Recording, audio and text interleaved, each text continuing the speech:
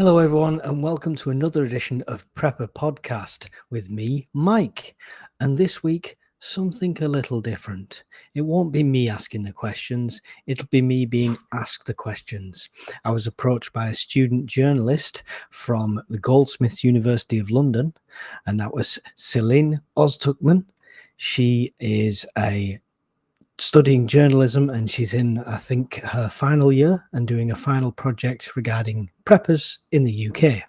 Now, I imagine trying to be a journalist and studying preppers may be a difficult task, because I know a lot of us are worried about OPSEC and stuff like that. But obviously, I'm on YouTube, so I'm a bit more open to things like this. So I said, yeah, sure, you can interview me, but I want to record it and use it on the channel. And she kindly gave us permission to do that. So you'll get some honest answers from me and you'll learn a bit more about me, I suppose. So here is that interview now. I apologize in advance. There was audio feedback from her system, so there is a bit of feedback in there. I'll try and take as much out as I can post-edit, but there, you've been pre-warned. Anyway, here's the interview. Hi, Mike. How are you? I'm not so bad, thank you. Great. So, first of all, I want to start by asking you about yourself, your age, occupation, and yeah, what you do in life. I'm 39 and I'm a web developer. So that's pretty much what I do, as well as kids and missus and family and life, and pretty normal. So, whereabouts are you from in England? I'm from the northwest in Lancashire.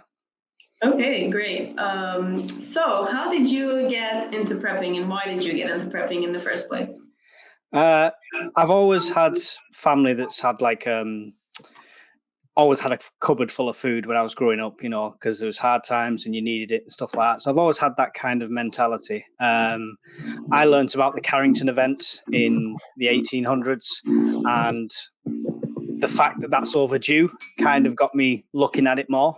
And as I just started to prep, I lost a job, and my partner didn't have income at the time either. So I literally had nothing, and to try and get into a job straight away was a nightmare. So literally I used my entire prep supply, which was only small at the time, surviving for that month. So that kind of gave me the justification, if you were, or the confirmation that this is a good idea for me. So it just started escalating after that.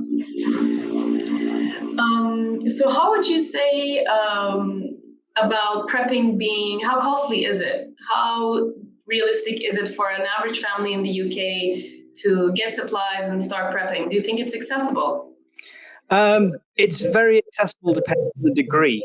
It doesn't cost hardly anything to put an extra £5 on your weekly shop, or an extra £20 on your monthly shop, to just add some tinned food and some shelf life food. It depends what you're prepping for and how far you want to go into it. Yes, you can spend an absolute fortune if you start buying diesel generators, Land Rovers, things like that.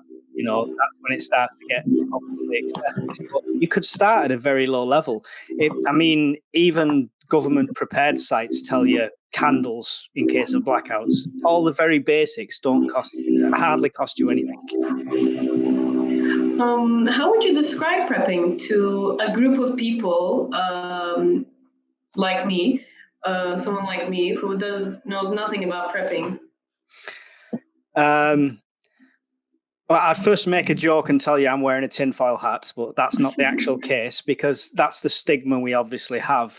People watch the prepping documentaries based in America, and they're training their 7-year-old kids how to use firearms and things. It's not that extreme.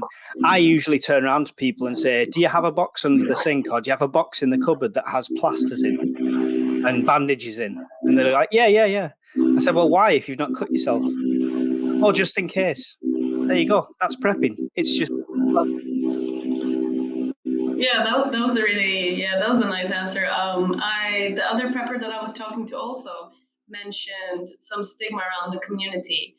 Would you say that it has been changing because the community is growing, or how would you feel about the stigma? What reaction do you sort of get from your friends or family circles when you tell them you're prepping?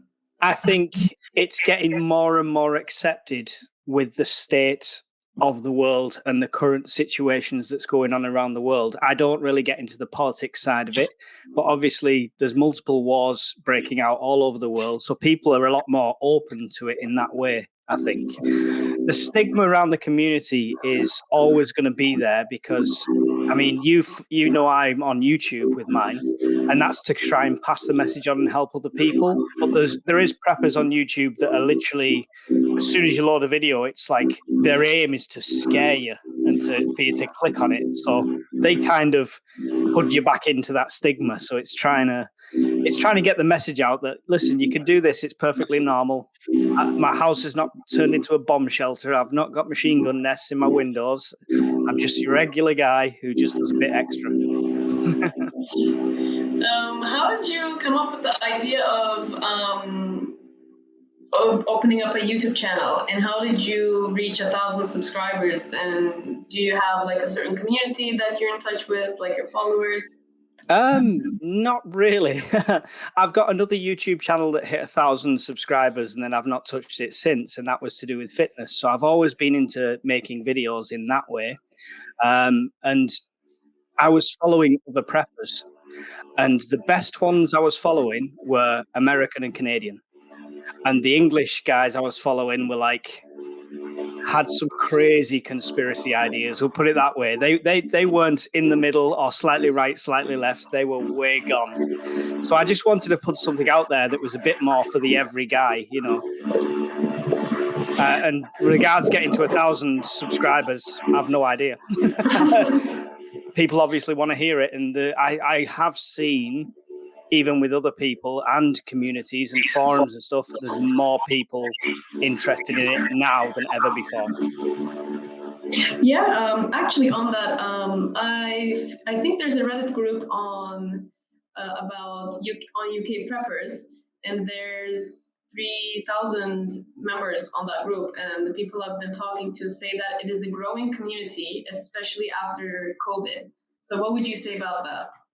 Yeah, I mean, that's used as justification for a lot of times. One of the biggest questions I get on my videos, even if it's not relevant, is people saying, I really want to do this, but my spouse or my partner is not into it. So I'd actually did a podcast talking to my partner saying like, cause she's not a prepper, but explaining how do you get people on board. And COVID is as bad as it was. And I lost friends through COVID. So it's horrible, but it gave people an in to say, listen, look what happened at the shops. Because I don't think many people knew before that how little a supermarket carries compared to the people around it. It's only got a day or two's worth of food for everyone around there, if that. Yeah, So that is true. So, also on going back to the conspiracy theory side, what are your views on the prepper community in the UK? Would you say that it is highly politicized, or do you think prepping is political at all? Does it need to have a political stance? I don't think it needs to have a political stance. I think it does in a lot of places. The danger is some of these communities and some of these forums become their own little regime and becomes their own clique, and that's where it becomes less about spreading the message. And that's what I was trying to do with the whole idea with mine, was to make it more open to people. There is a lot of preppers that are just happy to jump on your back saying, oh, you're doing this wrong, oh, you're doing that wrong, oh, that's the wrong thing, you know. But you get that in anything you do, I suppose. Also, I want to ask you something that from my interview with an expert, the disaster expert that I was speaking to. Okay. He told me that during our conversation, he told me that in order for us to be all prepared as a society, as a community, everyone needs to contribute a skill or something to the cause, whether it's like skills, knowledge, resources, etc. So that was his approach, and I want to ask you if prepping, or when a disaster happens, should prepping be a collectivist lifestyle or approach, or do you think it needs to be more individualistic? Because there are some people who would like to stay in their houses and not go out or not, share their resources with their community when something bad happens or a disaster happens. But also there is the other side where people are saying, I would be really happy to help my neighbors because I am prepped and I would want to help them, basically. So what's your approach on that? I see both sides of the argument, and I'm kind of I don't want to stay on the fence here, but I'm kind of in the middle because number one, I'm prepping for me, my family, my immediate family, and any friends or anyone needed like that. But part of my prepping as well is how to cook meals for 30 or 40 people. So you can open. So if you've got a street or a small community, you could feed people as well. I'm not a scaremonger like a lot of them. I do believe people come together in situations like that. However, you also have a minority, but a very loud minority that will instantly turn to looting, chaos, and stuff like that. So the bugging in is kind of in the first instance to avoid any sort of trouble, but I'm more than open to communities. And preppers have things called MAGs, which is mutual assistant groups. And it's very difficult to get into one because preppers as general are not very trusting people. So it's like trying to actually meet up with someone and get a mutual assistance group is a difficult task I've found recently. So, but yeah, community is better. There's safety in numbers, there's strength in numbers, sharing skill sets. It's all good things. But you will still always get the lone wolves who think, I'm okay with my 300 tins of beans and shotgun. Leave me alone. Yeah. So, I mean, in relation to that, would you wish for prepping to become more mainstream and for it to have a more visible community and online and have more presence? I probably wish that to the degree it used to be. Prepping is not a new thing. And if you go back 20, 30 years in this country, nearly every household would have had a pantry full of food. Candles for a blackout because we had blackouts and stuff like that. They will always have had a sewing kit. All these basic things and medical kits would have been. It seems to be because we're suddenly relying on Amazon next day delivery, we don't need to stock things anymore. And we've become too dependent on being able to get things instantly. So, yes, I'd like it to be more mainstream, but only to the degree that it used to be anyway. Yeah, also, like you said, services like Amazon next day delivery or many services actually that are used by city people especially kind of give you the sense that everything, resources are abundant, there's nothing's going to end ever. So again, in relation to that, how do you feel about the conflicts or the technological developments happening around the world? Like, how does that make you feel about the future of our society? I work in the industry. I'm a web developer. I'm a software engineer. I'm in the industry. I love it. And it was my hobby before it was my career. So it was great for me. The problem is you can't always have that reliance on it because anything, I'm not talking about end of the world scenario, but you could have a blackout because of a problem with the power lines. And if you've no power for a week and or something like that, then you've got to be ready for situations like that.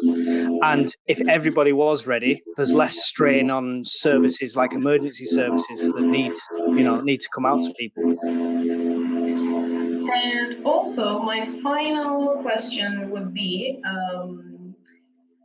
can you recall any real life instances, could be recently or when you were a child, where like prepping came in handy or your prepper skills or your mentality as a prepper came in handy and kind of saved the situation?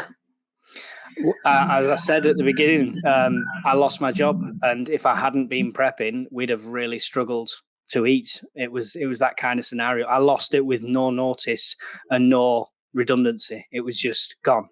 So there was no savings, nothing like that. So prepping came in handy then instantly. I used to go camping a lot when I was younger, My stepdad ran the American Civil War Society. So it wasn't just camping, it was 1800s camping. So there was no phones, nothing like that. So that developed them skills. And obviously, if you don't start a fire in the morning, nobody eats breakfast. So there you go. Yeah, that is true. So I'm running through my questions again to see if I have more. But that should be around it. Okay. Also, one little question, because you said you had kids. How do your kids feel about prepping? Do they think it's fun? Do they want to know more about, why you prep? At this stage, I don't have them heavily involved. They're not trained or anything like that. However, my kids, unlike a lot of kids, love camping, and we go camping, and we don't go camping with electricity, we go without, and it's just holidays for them. I suppose in a way it's getting them ready. If they didn't have power, they can survive a full week with just games and stuff like that. So that's as far as they know. Other than that, they just know when dad goes shopping, it's a very full trolley. Yeah. So if you have any final remarks or anything you want to add to this conversation, feel free. But yeah, I think that's the end of my questions. No. So there you go. Bit more about me.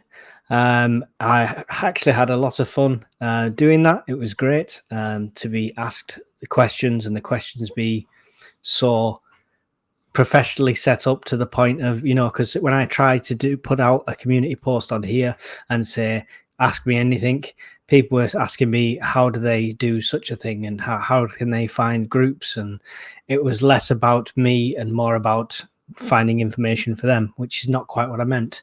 So it was a nice one, so I could put out this get to know me kind of podcast. Let me know what you think, guys, in the comments. Make sure you check out the description in the video if you're on YouTube. I will put the link for Selin's work below, and you can go and check that out and give her your support. Thanks for watching, guys, and I will see you all in the next video.